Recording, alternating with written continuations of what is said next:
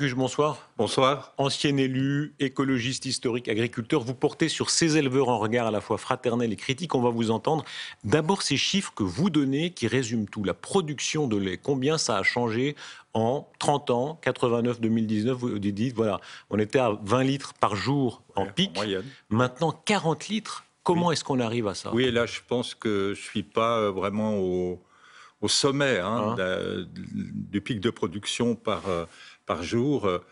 On en est arrivé là par le savoir-faire des éleveurs qui ont Hein. su maîtriser la sélection génétique, améliorer, entre guillemets, les fourrages. On On a force la perdu de la nature. biodiversité. On force la nature quand même. On force un peu la nature au niveau des fourrages. Et puis, on a aussi réussi de par le fait qu'on a choisi celles qui présentaient les meilleurs caractères. Il faut voir que derrière cette sélection qui nous amène maintenant des super vaches laitières, il y a tout un travail des scientifiques, des biologistes, des chercheurs pour en arriver à ce résultat. C'est très impressionnant de voir que les races ont été modifiées. L'image dans nos campagnes, hein, la noir-blanc de Fribourg Oui. et la Holstein, là, il y a une évolution. Ben, la noire et blanche fribourgeoise, elle a disparu parce que lorsqu'elle a été mise en compétition avec l'Holstein, elle n'était pas compétitive. Hein. Donc on s'est concentré, là c'est un risque aussi, parce qu'on a comme conséquence peut-être à négliger un peu d'autres races qui demain, liées aux nécessaires réformes de la politique agricole à cause du changement climatique, ce serait bien que ces vaches aussi, on continue de les observer différemment. Le danger à long terme, c'est quoi s'il y a danger? Le danger, il y a le revers de la médaille avec ces super laitières. Il faut voir que c'est des vaches qui sont plus fragiles. Hein. Il faut plus le vétérinaire. C'est des vaches qui ont besoin d'un fourrage concentré. Donc, on importe du tourteau de soja qui nous vient essentiellement d'Amérique du Sud.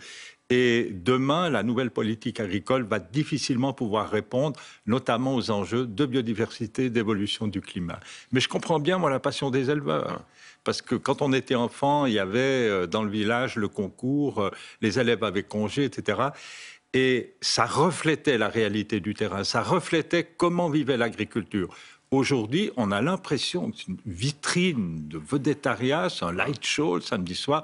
On a l'impression que la campagne baigne dans le bonheur de ce système. En réalité, à 50 centimes le kilo de lait, c'est difficile de rentabilité, même ces hautes vaches en production laitière. Merci Fernand Cuche. C'est beau une vache, hein. Vous avez une favorite? Oui, oui, oui. Daphné.